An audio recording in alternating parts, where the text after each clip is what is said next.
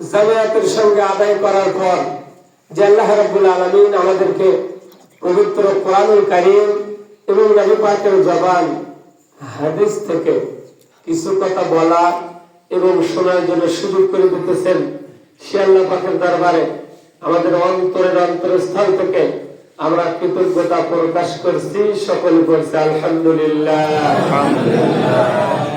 আর তো মহব্বতে পড়ে আলহামদুলিল্লাহ। কারণ এক কবি বলছে, আরে প্রশংসা করব মোরা ওই আল্লাহ তাআলার, তামাম জাহান পয়দা হুকুমে জাহার। তার ভূমণ্ডল আর নবমণ্ডল করিয়াছে গান, মানুষকে দিলেন আল্লাহ সবার উপরে পজিশন, সুখান্ত আর দিলেন কত করিতে আহার।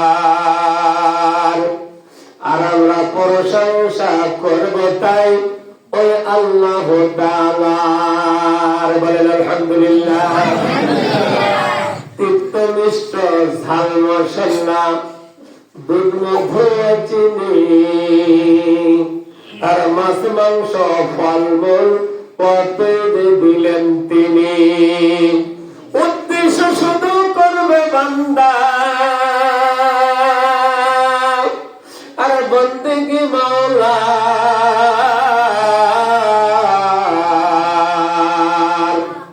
আর প্রশংসা করব মোরা ওই আল্লাহ তাআলার। বলেন আলহামদুলিল্লাহ। এই জন্য আমরা সে আল্লাহ পাকের প্রশংসা আদায় করছি যে আল্লাহ আমাদেরকে অগণিত অসংখ্য নিয়ামত রাজি দিয়ে, অগণিত অসংখ্য রিজিক দিয়ে আল্লাহ তাআলা আমাদেরকে পরিপূর্ণ করে রেখেছেন। যার কারণে একটা সূরার মধ্যে আল্লাহ বারবার একটা আয়াতে কারিমা বর্ণনা করেছেন। আমরা সকলে জানি সূরাতুর রহমানের মধ্যে আল্লাহ তাআলা বলেছেন, বিসমিল্লাহির রাহমানির রাহিম।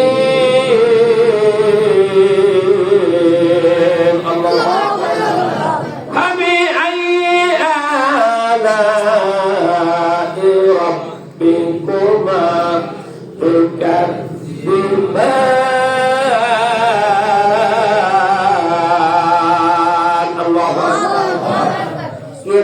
জায়গায় আল্লাহ রাব্বুল আলামিন এই একটা আয়াতে কারিমা বারবার বর্ণনা করেছেন।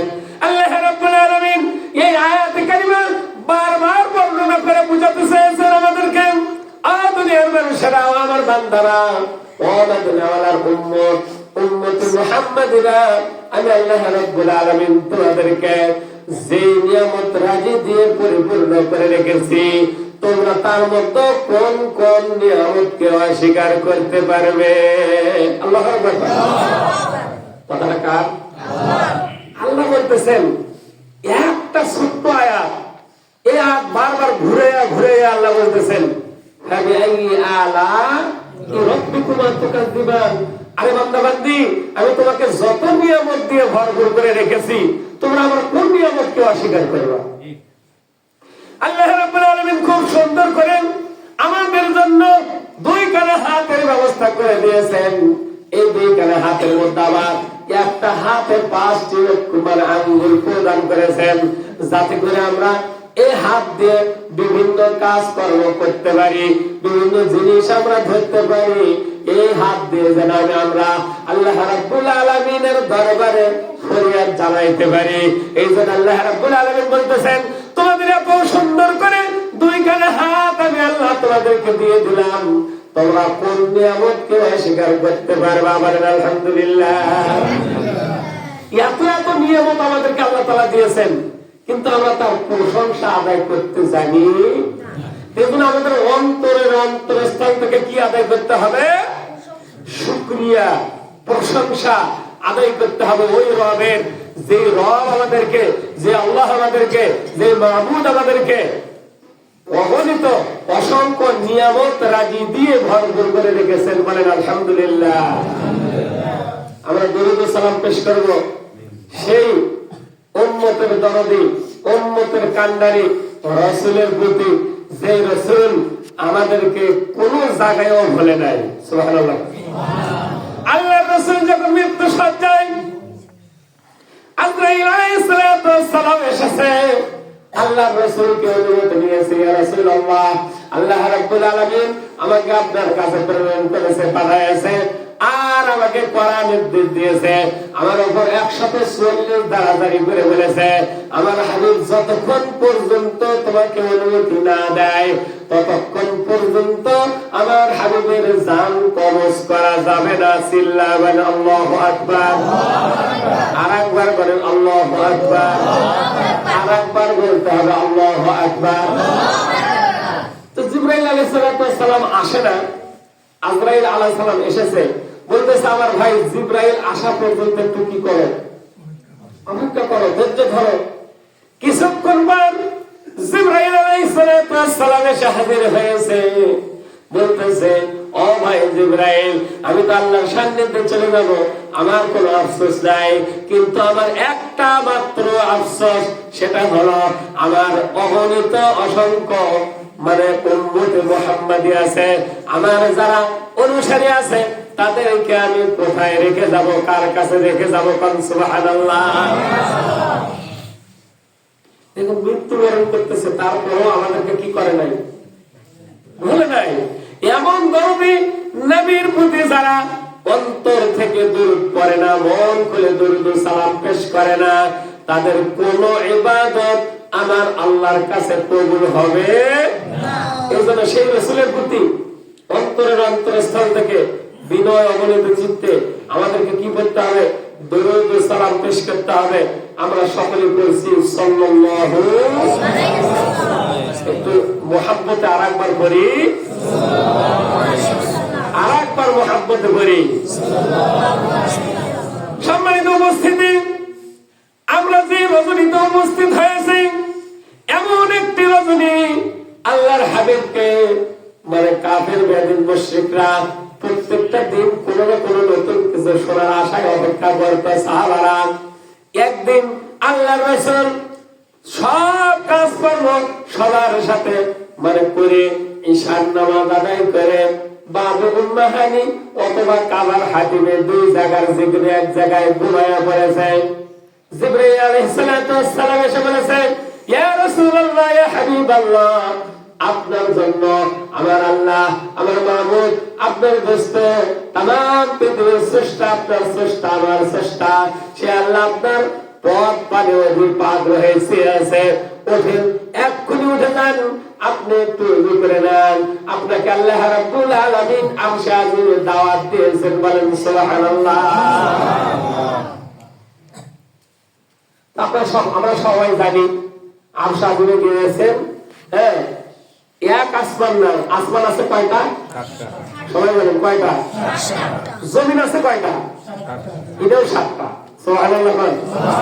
তাহলে 7 তবক আসমান আর 7 তবক আসমান। তবক বলতে স্তর বোঝানো হয়েছে, যেমন 1 তালা, 2 তালা, 3 তালা। তবে এক আসমান থেকে আর এক আসমানের দূরত্ব 70,000 বছরের রাস্তা। কোন সুবহানাল্লাহ।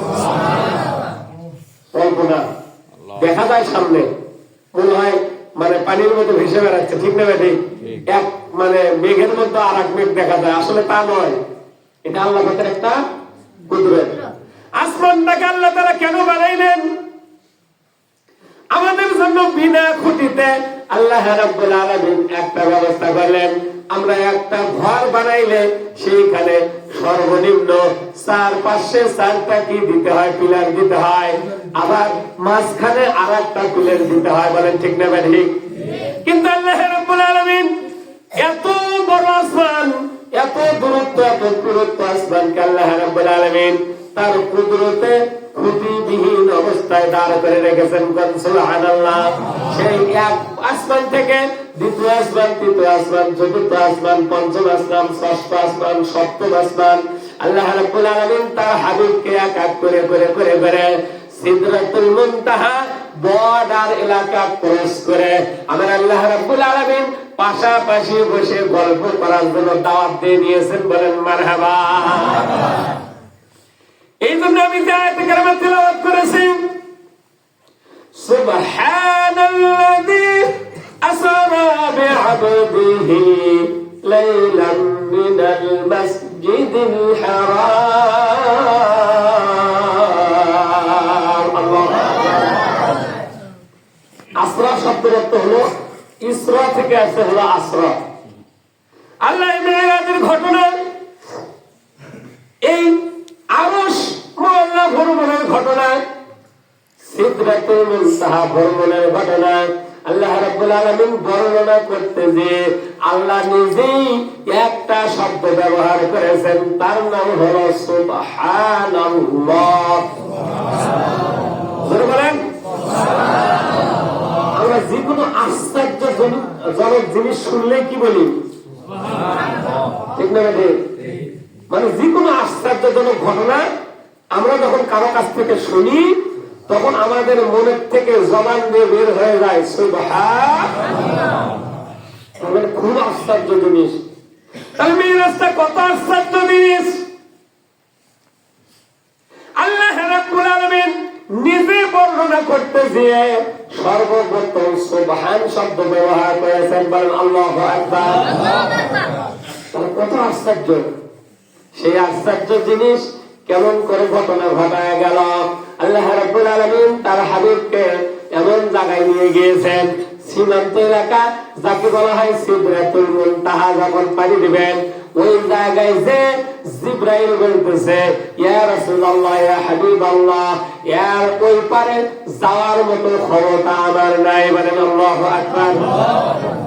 আল্লাহ রাব্বুল আলামিন আমাকে ৬০০ ডানার নূরের পাখা দান করেছে, দানা দান করেছে, যাতে ভর করে আমি তামাম পৃথিবীতে বিচরণ করতে পারি। কিন্তু আল্লাহ রাব্বুল আলামিন এখন যে জায়গায় আপনাকে নিয়ে যাবে, ওই জায়গাতে যদি আমি যাই, তাহলে আমার ডানা সহ আমি পুরে বর্ষ হয়ে যাব, আমি সেই জায়গা ক্রস করতে পারবো না। এখন আপনাকে আর একটা যানবাহনে করে আল্লাহ রাব্বুল আলামিন নিয়ে যাবেন। বলেন মারহাবা। দেখেন, জিবরাইলের চাইতেও উম্মতে মুহাম্মাদের দাম বেশি। কোন সুবহানাল্লাহ। জোরে বলেন সুবহানাল্লাহ। এত আস্তে সুবহানাল্লাহ। এটা আপনাদের কথা বলছি, আপনারা কি উম্মতে মুহাম্মাদি না? আপনারা কি আপনাদের কথা বলছি? এই ঘটনা যখন বর্ণনা করছেন, জিবরাইল আলাইহিস সালাম মনে মনে একটু কি হয়ে গেছেন, আমার চেয়েও দামি হবে উম্মতে মুহাম্মাদি। সুবহানাল্লাহ। তখন একদিন, আমি পুরো বর্ণনা বলবো না, এক সাহাবীকে বলতেছে যে উম্মতে মুহাম্মাদি তো আমার আল্লাহ পাকের নিকট আমার চেয়েও দামি। তা আপনি কি বলতে পারেন জিবরাইল না? জিবরাইল অন্য সুরূপ ধারণ করে আছে। সুবহানাল্লাহ। আসে বলতেছে, হ্যাঁ, এটা সম্ভবত ওমর রাদিয়াল্লাহু তাআলা আনহুর ঘটনা। বলতেছে, আপনি কি বলতে পারেন জিবরাইল আলাইহিস সালাতু ওয়াস সালাম এই সময় কোথায় আছে? সুবহানাল্লাহ। কে প্রশ্ন করছে? জিবরাইল ফেরেশতা নিজেই, কিন্তু অন্য স্বরূপ ধারণ করে। অন্য স্বরূপ, ভাই কথা বলেন না, ইশারায় কাজ করতে হবে। অন্য স্বরূপ ধারণ করে কাকে? ওমর রাদিয়াল্লাহু তাআলা আনহুকে জিজ্ঞাসা করতেছেন যে জিবরাইল ফেরেশতা এই মুহূর্তে কোথায় অবস্থান করছে, আপনি কি একটু বলতে পারবেন? এটা আল্লাহু আকবার বলেন। আল্লাহু আকবার। হযরত ওমর রাদিয়াল্লাহু তাআলা আনহু বলতেছেন, একটু ধৈর্য ধরেন, ওয়েট করেন, আমি একটু দেখে নেই। ওমর রাদিয়াল্লাহু তাআলা আনহু চক্ষু বুজে সে দেখতেছে সপ্তম আসমান, মানে প্রথম আসমান, দ্বিতীয় আসমান, তৃতীয় আসমান, চতুর্থ আসমান, পঞ্চম আসমান, ষষ্ঠ আসমান, এভাবে সপ্তম আসমান, সবগুলো আসমান তন্ন তন্ন করে খুঁজে দেখতেছে, জিবরাইল ফেরেশতা কোথাও নাই। সাতম জমিনের মধ্যে আল্লাহ রাব্বুল আলামিন কি রেখেছেন? হযরত ওমর রাদিয়াল্লাহু তাআলা চক্ষু বন্ধ করে দেখতেছেন, সাতম জমিনের নিচেও কোথাও নাই। চক্ষু মিলে বলতেছে, ওমর রাদিয়াল্লাহু তাআলা বলতেছে, আমি যদি এখন বলি আমি তো ওমর, আপনি হলো জিবরাইল। বলেন মারহাবা। তো জিবরাইল আলাইহিস সালাম আশ্চর্য হয়ে বলতেছেন, আপনি কেমনে বুঝলেন? বলতেছেন, আপনি যখন আমাকে প্রশ্ন করলেন, আমি আমার চক্ষু দুটো কি করলাম? বন্ধ করলাম।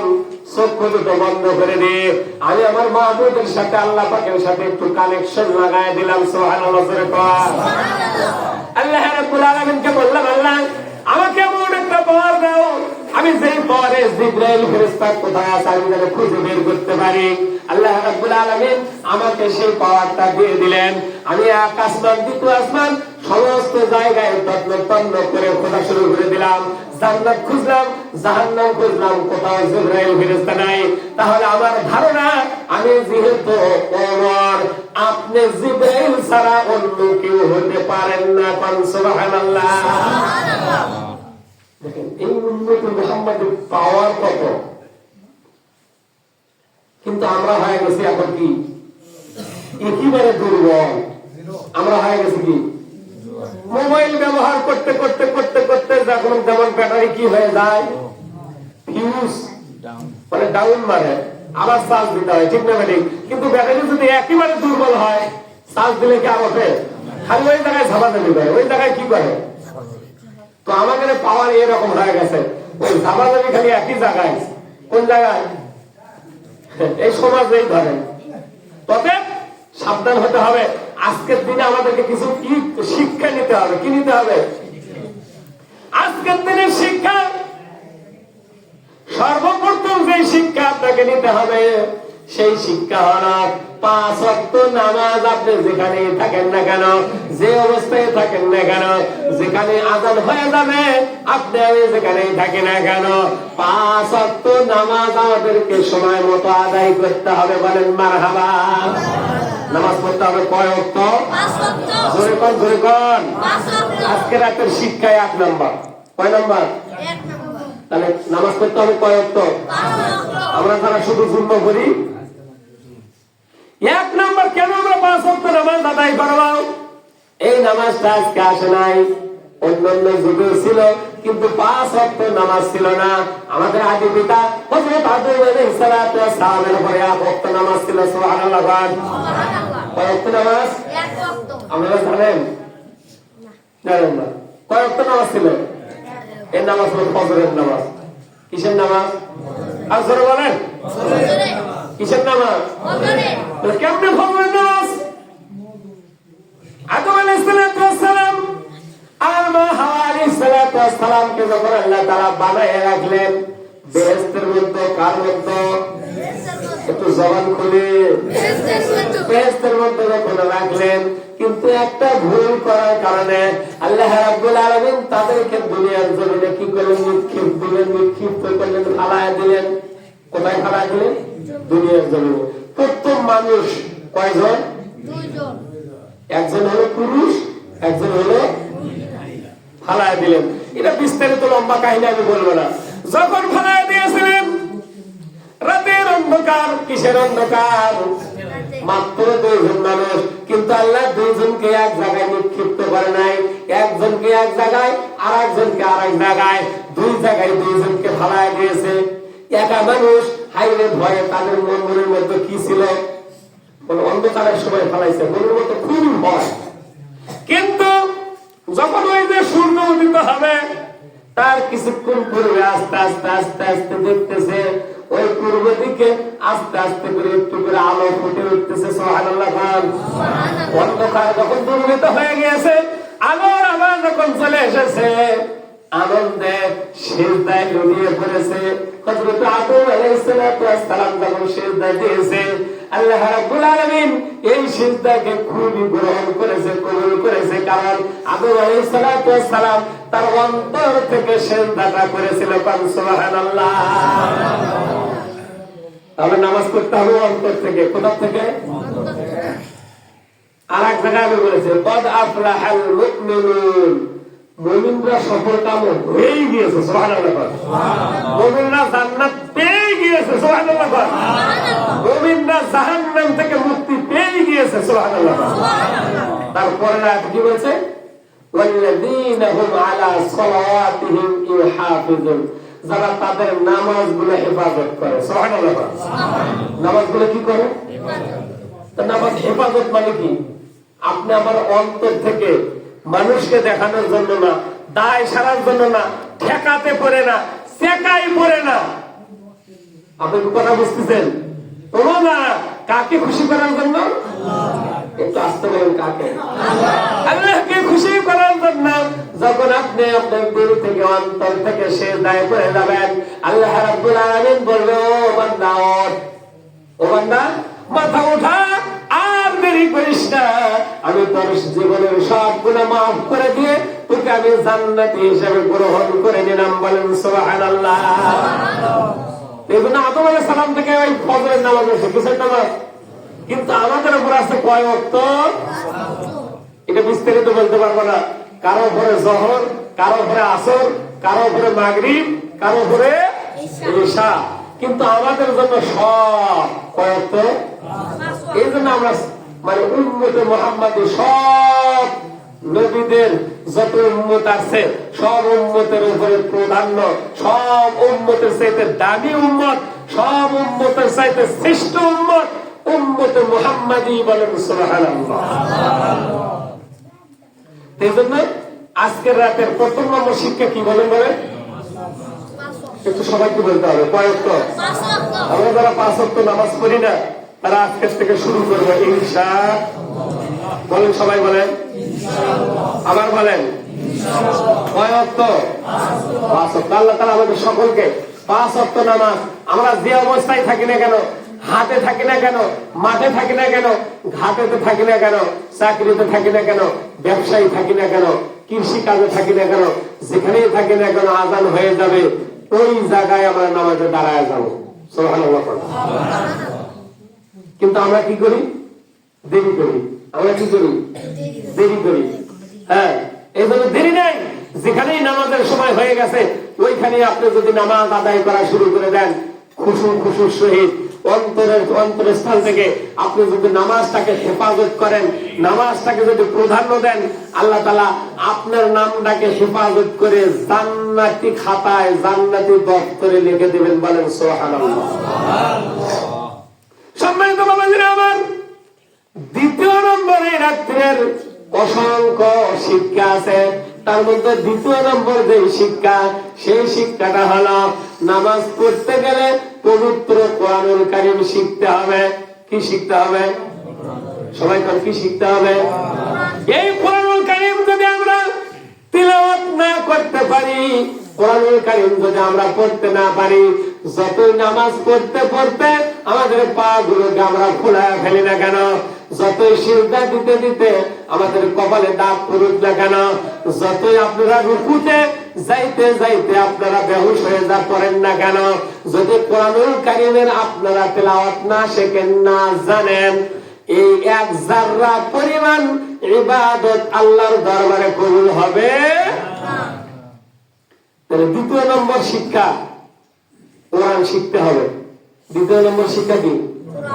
শুধু কোরআন শিখলে হবে না, তার পাশাপাশি যেটাকে শিখতে হবে, এই কোরআনুল কারীমের যে অর্থ, যে ভাব, যে মর্ম, এই কোরআনুল কারীমের মধ্যে আল্লাহ তাআলা যে তাফসীর করেছেন, ওই তাফসীর অনুযায়ী আপনাকে কোরআনুল কারীম তেলাওয়াত করতে হবে। বলেন আল্লাহু আকবার।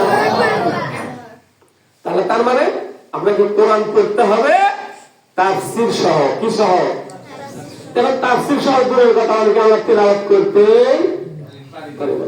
এই জন্য এই কোরআনুল কারীম কি বলেছে আমরা অনেকেই করি, ইন্না আ'তাইনাকাল কাউসার ফাসাল্লি লিরাব্বিকা ওয়ানহার ইন্না শানিআকা হুয়াল আবতার। আল্লাহু আকবার। এই বদরুবায়ের তাফসীর শুনেন নাই? কি ভালো লাগে নাই? আমরা শুধু হাউজে কাউসারের কথাই জানি, কিন্তু এই এর মধ্যে কি কি তাফসীর আল্লাহ নিহিত রেখেছেন এটা আমরা জানি না। সূরাতুল ফাতিহার তাফসীর আপনারা শুনেন নাই? আজকে আমরা সূরাতুল ইখলাস, বলেন তো কি?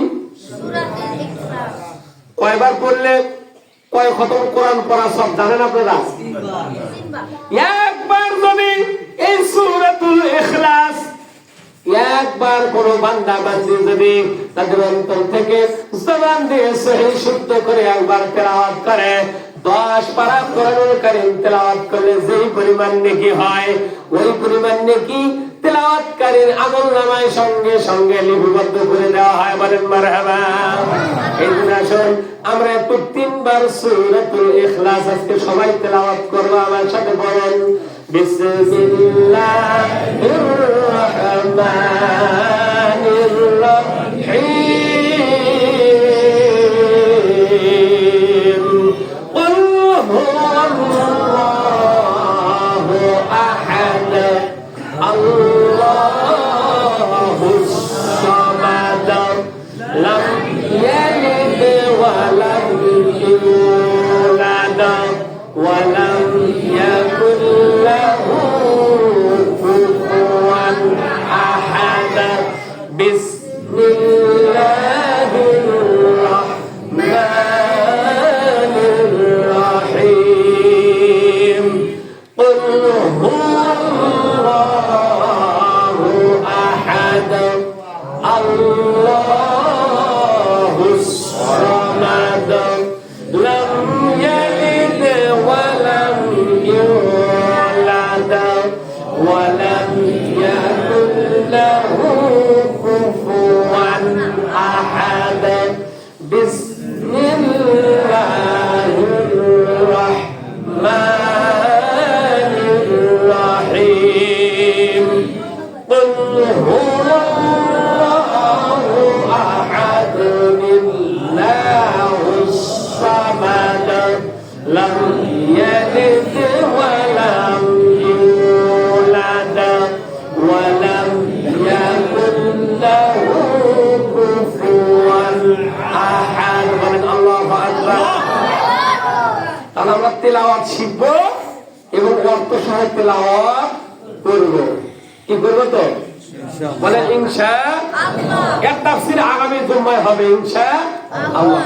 আমরা শুধু শুনলাম, একবার যদি কেউ সূরাতুল ইখলাস তেলাওয়াত করে তার আমলনামায় 10 পারা কোরআন পড়ার নেকি, 2 বার পড়লে 20 পারা, 3 বার পড়লে পবিত্র কোরআনুল কারীমের মধ্যে আল্লাহ রাব্বুল আলামিন 30টি পারা দিয়েছেন, 114টি সূরা দিয়েছেন, 6666টি আয়াত দিয়েছেন। বলেন মারহাবা। কি জন্য? পবিত্র কোরআনুল কারীমের সর্বপ্রথম যে সূরা, সূরাতুল ফাতিহার পরে সূরাতুল বাকারা। সবাই বলেন সূরাতুল বাকারাতুন মানে গাভী। বাকারাতুন মানে কি? সবাই বলেন বাকারাতুন মানে। আর সর্বশেষ যে সূরা সূরাতুন বলেন বলেন নাস মানে মানুষ। নাস মানে কি? তাম পৃথিবীর মানুষকে বলা হয়েছে। আমি আপনাদেরকে সংক্ষিপ্ত আকারে বলতেছি, এর বিস্তারিত তাফসীর না। সূরাতুল বাকারা কেন আল্লাহ রাব্বুল আলামিন সর্বপ্রথম বাকারাতুন মানে গাভী দিয়ে শুরু করলেন, আর সর্বশেষে কেন আল্লাহ রাব্বুল আলামিন নাস দিয়ে শেষ করলেন? সুবহানাল্লাহ। একটু অল্পটুকু ভাবার্থ আপনাদেরকে আমি জানাই দিতেছি। আল্লাহ রাব্বুল আলামিন এইটা দিয়ে জানাই দিতেছে, বুঝাই দিতেছে, ও দুনিয়ার মানুষেরা, যারা কোরআন জানে না, যারা কোরআন পড়তে পারে না, যারা কোরআন তাফসীর অনুযায়ী তেলাওয়াত করতে পারে না, তারা হলো চতুষ্পাঞ্চতুন নাউযুবিল্লাহ। এই গাভী এর পেট থেকে যেটা আরেকটা বাছুর আছে, এই বাছুর যখন বড় হয় ওই এর উপরে কি করে? লাভ বের ওঠে, ঠিক ওঠে তো ওঠে না, কারণ এর মধ্যে কোনো হিতাহিত জ্ঞান। বুঝতে পারতেছেন তো? ঠিক যারা কোরআনুল কারীম জানে না, যারা কোরআনুল কারীম পড়তে পারে না, যারা কোরআনুল কারীমের কিছু অর্থ বোঝে না, এরা হলো এইরকম নির্ভর, এইরকম মানে এক কথায় যার মধ্যে কোনো মানবতা। আল্লাহ বুঝিয়ে দিতেছেন, দুনিয়ার মানুষেরা, তোমরা যদি কোরআনুল কারীম পড়া শুরু করে দিয়ে দাও, আলিফ লাম থেকে শুরু করে নাস পর্যন্ত যখন তোমরা তেলাওয়াত করা শেষ করবে, আল্লাহ রাব্বুল আলামিন আমি আল্লাহ ঘোষণা দিয়ে দিতেছি, তোমাদেরকে পূর্ণাঙ্গ মানুষ হিসাবে আমি আল্লাহ রাব্বুল আলামিন বের করে দেব। সুবহানাল্লাহ। কোন মানুষ? যে মানুষ ওই জান্নাতুল ফেরদাউস পাবে, সেই মানুষ হিসেবে তোমাদেরকে আমি গণ্য করে নেব। বলেন মারহাবা। এই জন্য সূরাতুল বাকারা দিয়ে কি করছে, আর নাস দিয়ে শেষ। তাহলে আমরা শিখবো কোরআনুল কারীম। দ্বিতীয় নম্বর, কি নম্বর, মানে আজকের রাতের শিক্ষা আমি বলতেছি। আমরা মিরাজের ঘটনা সকলেই জানি, ঠিক কিনা? বোরাকে গেছে, তারপর আবার রফরফে গেছে, এগুলো সকলেই জান্নাত দেখাইছে, আল্লাহ জাহান্নাম দেখাইছে, হাউজে কাউসার দেখাইছে। ওয়াজ শুনতে শুনতে আমাদের কানটা ওয়াটার প্রুফ, যেমন ওই যে বৃষ্টি আসলে পানি পড়ে না, তা ওয়াজ শুনতে শুনতে এখন আমাদের হয়ে গেছে ওয়াজ প্রুফ। কি প্রুফ? এই ওয়াজ দেওয়ার কাজ হচ্ছে না। এই জন্য আমি ওই গতানুগতিক ওইটা বলতেছি না, আজকের রাতের শিক্ষাটা আপনাদেরকে আমি কি করতেছি, তুলে ধরতেছি। যে শিক্ষা যদি আমরা গ্রহণ করতে পারি, আল্লাহ তাআলা আমাদের দুনিয়াতেও শান্তিতে রাখবে, কবরেও শান্তিতে রাখবে, শেষ হয় জান্নাত না হয় জাহান্নাম। আমরা যদি এটাকে গ্রহণ করতে পারি, আমাদের স্থানে আল্লাহ জান্নাত দিয়ে দেবে, বলেন মারহাবা। তাহলে আজকের রাতের দ্বিতীয় নম্বর শিক্ষা কি বলেন? বলেন। প্রথম নম্বর শিক্ষা 5 ওয়াক্ত, দ্বিতীয় নম্বর শিক্ষা কোরআন তেলাওয়াত জানতে হবে, অর্থ সহ, তাফসীর সহ। কি সহ? তৃতীয় নম্বর শিক্ষা। কয় নম্বর শিক্ষা? শেষ শিক্ষা। আরো অসংখ্য শিক্ষা আছে, এই তিনটার মধ্যে সব আছে, এজন্য আমি তিনটি বলবো। কয়টি বলবো? তৃতীয় নম্বর শিক্ষা হলো আল্লাহর হাবিব আল্লাহর পক্ষ থেকে যে কোরআনুল কারীম নিয়ে এসেছে, যে কোরআনুল কারীমের 30 পারা, কয় পারা? যে কোরআনুল কারীমের 114টি সূরা, যে কোরআনুল কারীমের 6666টি আয়াত, যে কোরআনুল কারীম আপনাকে আমাকে জানায়া দিয়েছে জান্নাত কোনটা আর জাহান্নাম কোনটা, কোন পথে চললে তোমরা জান্নাত পাইবা আর কোন পথে চললে জাহান্নামে যাইবা। এই কোরআনুল কারীমে পুঙ্খানুপুঙ্খানু ভাবে আপনার আমার জন্য আল্লাহ রাব্বুল আলামিন তার হাবিবের মারফতে বর্ণনা করে দিয়েছেন। এই জন্য যতদিন বাঁচবো কোরআনের পক্ষে থাকবো, বলেন মারহাবা। যতদিন বাঁচবো কোরআনের পক্ষে থাকবো। সবাই বলেন যতদিন বাঁচবো কোরআনের পক্ষে থাকবো। কারা কারা কোরআনের পক্ষে থাকতে রাজি আছেন? আমার আল্লাহর একটু দুই হাত তুলে দেখান, বলেন বলেন। লিল্লাহি তাকবীর, লিল্লাহি তাকবীর। কোরআন হাদিস যেখানে আমরা সেখানে, আলেম ওলামা যেখানে আমরা সেখানে, ভালো মানুষ যেখানে আমরা সেখানে, সুদ ঘুষ যেখানে আমরা সেখানে, সিটার বাটপার যেখানে আমরা সেখানে। আল্লাহ কবুল করুক করে আমি। তাহলে তিনটা শিক্ষা নিয়ে আজকে আমরা কি করবো? দোয়ার যাব। কিসে যাবো? কয়টা শিক্ষা? তিনটা। আবার একটু মনে করে দিতেছি। 1 নাম্বার বলেন সবাই, একটু সবাই জবান বলে নামাজ পড়বো, বলেন। 1 নম্বর শিক্ষা নামাজ পড়বো। 2 নম্বর শিক্ষা কোরআন পড়া শিখবো, অর্থ সহ পড়বো। 3 নম্বর শিক্ষা যতদিন বাঁচবো কোরআনের পক্ষে থাকবো। কি বলেন? বলেন ইনশাআল্লাহ। আল্লাহ তাআলা আমাদের সকলকে কবুল করুক। সকলে বলেন আমিন। ওয়া আখিরু দাওয়ানা আলহামদুলিল্লাহি রাব্বিল আলামিন।